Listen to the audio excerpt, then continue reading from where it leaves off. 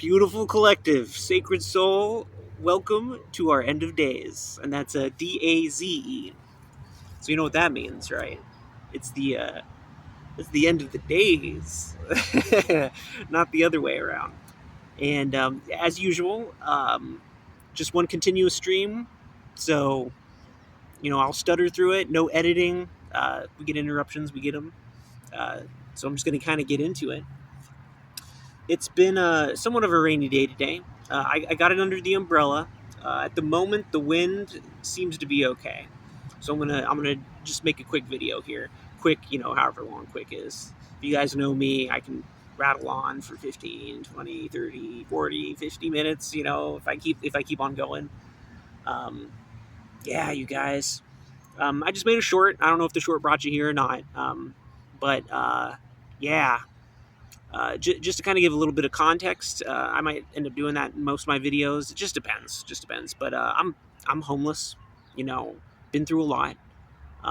For me, the spiritual path is the only path. That we're human beings having a spiritual journey.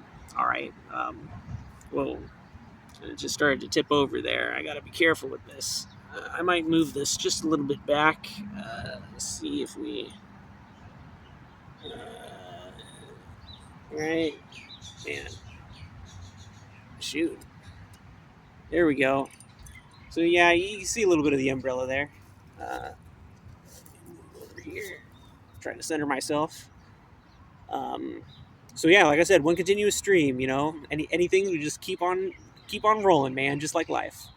So, yeah, you guys, it has been such a big thing for me. Like I can't begin to tell you what it's like to be homeless for prolonged periods of time unless you know. You know, um, I've been exposed to many different things.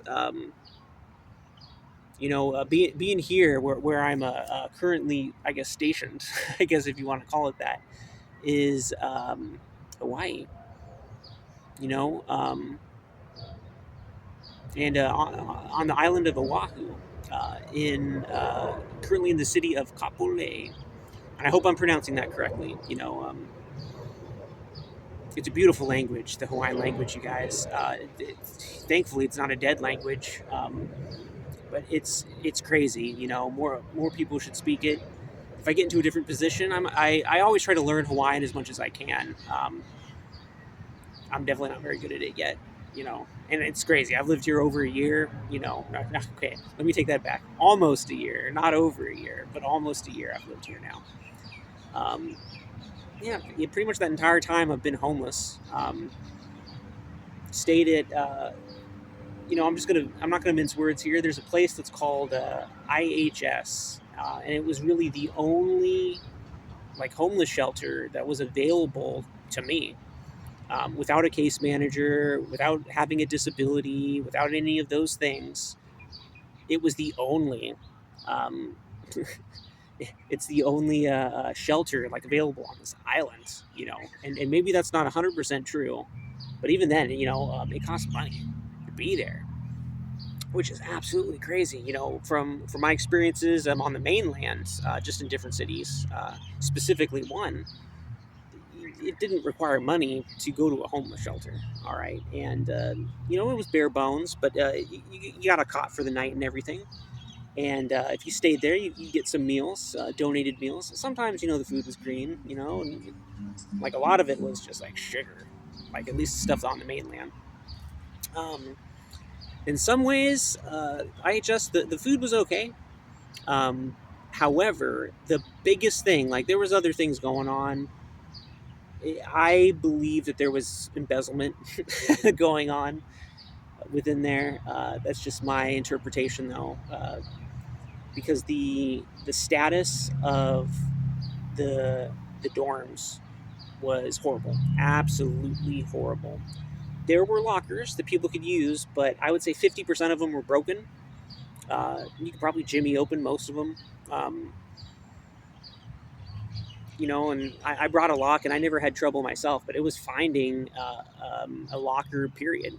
Also, the main thing about this, and everybody on the street seems to know it who's been there, It has a bed bug infestation, like, period. Like, I don't know how long it's been, 10, 20 years since it opened, but it has never stopped. And, I was there like a month and a half, maybe even like 2 months. And I couldn't figure out why and where the bed bugs were coming from. Because I did everything I could, cover up, I don't know if you've seen my cover up, but like the mosquito cover up I do out here in nature, but I would do everything I could, and I would, so I started using, because I like to clean with vinegar. It's just something accessible for me and not a harsh chemical. So I was using vinegar to wipe down the mats that they would give us. And as I was wiping one down, bed bugs just started crawling out of it. All right, like a large amount. And so I kind of peeked inside, and then that's when I realized every single one of the mats there at IHS is infested with bed bugs. Because I'd been there, they had a de-bed bugged everything, they said. And did they get new mats? Of course not. They kept the same mats. And so no matter if they sprayed chemicals, whatever, like, everything in there was, so the bed bugs were still there. Like, within the same day, right, that they had debugged everything, de-bed bugged everything. Nah, right? People were still getting bit. I did, you know, like it was like nothing. It was, and that was before I found out too, you guys. Like, I think I stayed there 3 or 4 more days after I found out that all the mats were infested. Um, and the sleeping arrangements there, it's not like you can sleep on the floor either. They have bunk beds, all right, and these bunk beds are just like steel wire, and not even very plentiful either. Just like a few wires here and there, and then I was sleeping on the wires, man. Hella uncomfortable. And I didn't have a mat or a yoga mat or anything at the time, so I just kind of bared it. But then I was like, you know what? Screw this. I'd rather sleep outside. You know, and honestly, you guys, like, even though I deal with mosquitoes sleeping outside, it is nothing like staying there. Like, I got bit so bad staying at this place, and so my recommendation, if you're on Oahu and you happen to be homeless, do not stay at IHS. Okay, and if you're in any kind of position of authority, you know, you look into the IHS. All right, that's all I'm saying. It's just like, if this is your front for helping the homeless population, it shows that you don't care. It shows, like, as authority figures, all right, as the establishment, you don't care, all right. And I'm just being forward with this. Okay, it is very apparent. Yes, there is rough patches of in the homeless population here. I would say even more than on the mainland, because I was homeless on the mainland too. At least in my city, city of choice. There were patches, and some people were rough, but it just seems like here, and I there's layers to it too, but it's a little rougher here, you guys, and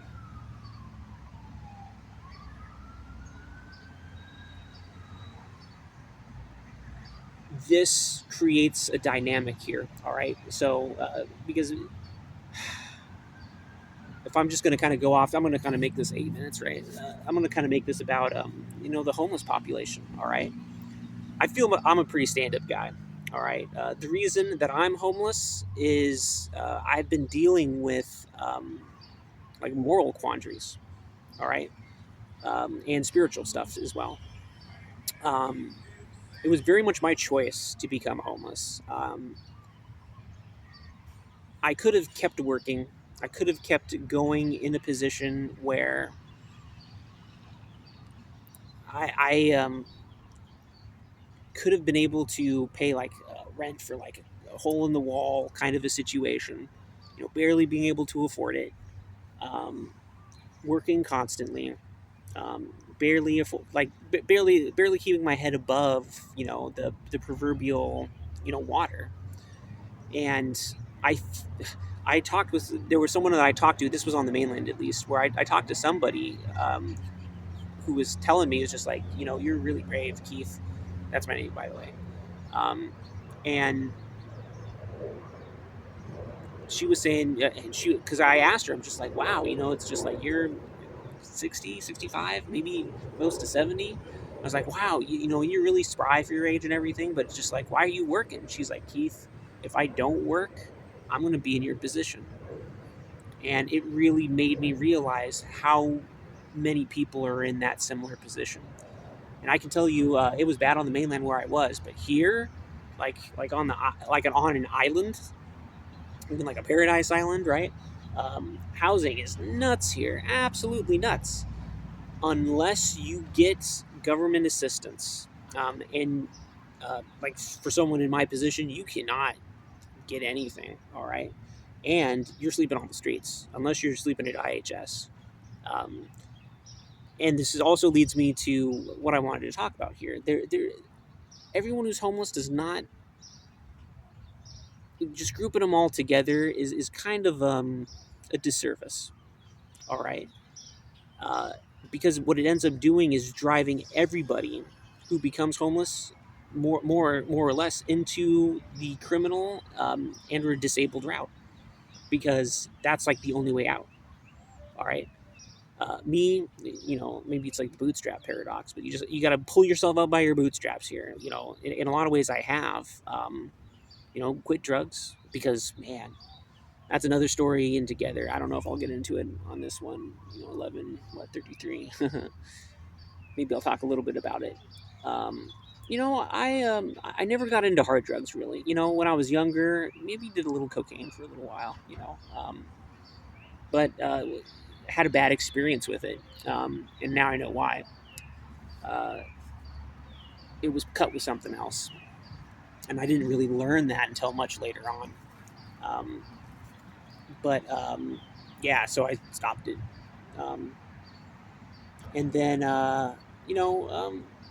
didn't really do anything else. I was more of like a hippie, if anything. I would here on the islands they call it a pakalolo, but it's cannabis. I'd smoke that, man. For a while, man. It was my drug of choice. I don't even want to call it a drug, to be honest. It's it is what it is. Um, but I had to come here to the islands in order to, especially Oahu, because I haven't. Unfortunately, I haven't really been to the other islands. I hope to get into a position where I can, but it's more like I've been stabilizing myself. All right, getting solid. With God, with me, with society, and so it's a process, you guys. Like the drug scene here is very different, you guys, and I urge everybody who ends up coming here and ends up being homeless, or thinking that they could, like, hey, I'll be homeless here, because where I used to live, it was winter. All right, I would say like 6-7 months out of the year is what it felt like. And so, hey, if I was going to be homeless, might as well be homeless in a place where it's like 70 degrees most of the time, and that's in the cold times. All right, but the scene here very different, you guys. Societally speaking, it's even more like it, it's hard to explain. I'm trying my best to be able to explain it. It kind of feels like gangs, you guys. Is how it feels like. Very very territorial sometimes. Just very interesting. And I'm an outsider here, you guys. Like every way, a haole, right? Skin color, how I talk. It's obvious I didn't grow up here on the islands. All right, and I'm not trying to pretend that I am. With that said, I have the utmost respect for like the population here and the culture here. Like super super respect you guys. That's what's so hard. I look and sound probably like a tourist. From America, because it feels like a different country here sometimes. You guys, seriously, and in a lot of ways it is. Like and I hope tourists coming into this understand that too. This is a culture that is kind of outside of the U.S. All right, it's the United States, and there's services here, and similar patterns here, but there's like a portion of like a wild spirit here, and I say on the islands, but really I've only been on Oahu, so it's really just that I can speak from experience. Um, but anyway, kind of getting back to the drugs portion. Um, I was catching the eye of some other homeless people here, and I'll just kind of be frank, where they pretended to be my friends. All right, little bits, and shared some cannabis with me. All right, and this cannabis was laced. All right, now I can only guess what has been laced with, you guys. I can only guess. My guess is fentanyl. All right, because I like it's like nothing else. And then they also like, and I'm not blaming them. All right, it's this very interesting thing where it's patterning. Um, I was alone. All right, they seemed to be friendly.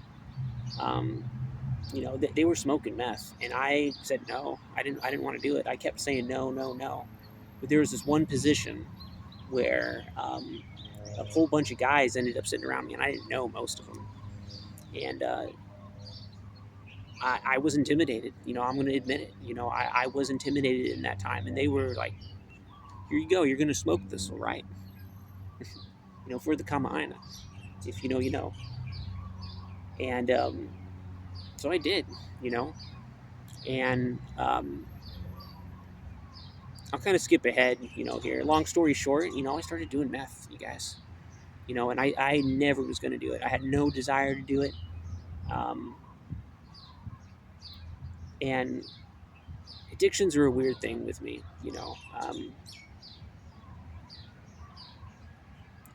because I was doing it as much as I could. I didn't have like income really, all right, and when I was really doing it the most, I was just eating out of my savings, which was so fucking little, so little compared to what I brought here. I even wish I could say, I brought my savings over and I blew it on drugs. I didn't. All right, I literally gave it away. It was drug related in so much as but that's another story, you guys. It's another story. I felt like my life was being threatened. I was pretty sure I was going to die, and so I didn't want them to get the money. And so and I had it on me. I had it in cash, you guys, and I ended up just giving it away. And retrospectively, I was able to recognize I gave it away to the gang, to the people who were targeting me, and but because they were presenting themselves in a certain way. And I'll get into it on a different video. I don't want to talk about it right now. But just know that it was thousands of dollars, so I just gave away because I was pretty sure I was going to die. And then as soon as that happened, it's just like the people who were threatening me backed off. It's like they got what they wanted, right? And I think part of it was like, what are you going to do next, right, haole? And I stayed. I there was a time where I was thinking I was just going to leave everything, which wasn't very much because I lost everything, man. It's another story too, but just like I lost everything. My heirlooms, because I did bring my heirlooms too, like from my grandmother who passed away, my grandfather, um, gemstones. I lost everything, you guys. And I can't say everything, but just like everything that I really thought was valuable, like along with my savings. And I'm still here. Like much to their detriment. And you see me. I don't know if you, like I said, if you were brought here by the short and you're still watching this, God bless you. Um, I'm doing really good. I'm doing really good, you guys. I'm doing so good. Haven't been using drugs. Haven't been doing anything other than staying on the path. You know, and I'm a little bit different. No matter where I go. But it is an interesting environment here. I would say it's predominantly Christian, and even the gang members and the people who are basically, I would call them Satanists. All right, they are Christian as well. All right, like, and I'm just, I hope I'm not blowing up something, but it's just like that's my impression of things, and from conversations I've had with certain individuals here, they're Christians as well. and they believe that what they're doing is right. All right, this is what I mean with the dark side of Christianity. All right, where it's like one side is, be good, obey, be this kind of person. The other side, like cartoonishly dark, you know, be evil. Right? I don't know if you heard that lightning confirmation. Be evil, be intentionally evil, and you're doing good because you're driving people to the good side. All right, like at least from me, from my perspective, nah, man. I don't operate that way. All right, that's all evil. All right, you can think of that as something which is good, but just like there's better ways, man. There's better ways. All right. That if you people come at me just like unless you think of something better, oh yeah. How about the truth? Hmm? How about we operate with the truth? All right. The truth will set us free, man. Like nobody has to be evil. Okay, that's the ridiculousness of it. Even using the Bible, man. Like this is why it's almost just like it's hard for me sometimes from the Christian side of things, where it's just like how I can read passages from the Bible and I can interpret things so differently, even when books are missing from the Bible. All right, and I'm not even talking about the Nag Hammadi library. All right, which is more of the Gnostic Christian side, but right, lightning, guys. Like I said, it is a rainy day. Um, but that stuff is powerful too, you guys. And like I said, I like to frame things in story. All right, and it's to help us get closer to God. All right, all of the story is, and to take charge of it, not charge of it, but like responsibility for it. All right, and at least for me in my path, it's to see what resonates. All right, what God wants me to know. All right. Um, because I can guarantee you, like people were saying, this is God's word, this is how it is. You got to believe it literally. From my opinion, it's just like you're like a used car salesman, man. You're selling me something, all right? You're not.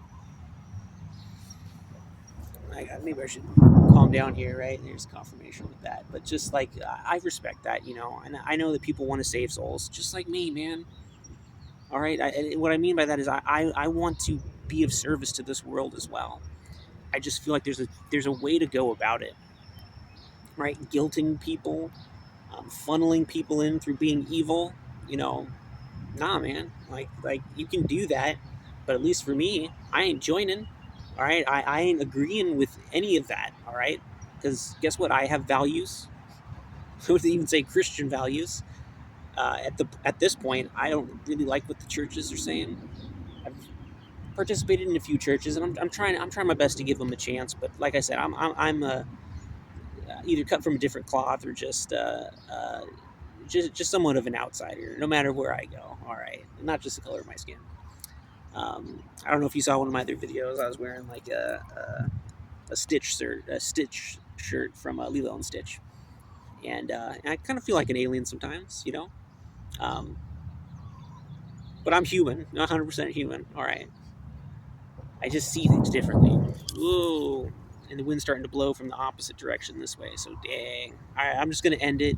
It's probably blowing too much. Thank you for being here, you guys. Listen to my story. Peace out. Love within. Catch you on the flip side.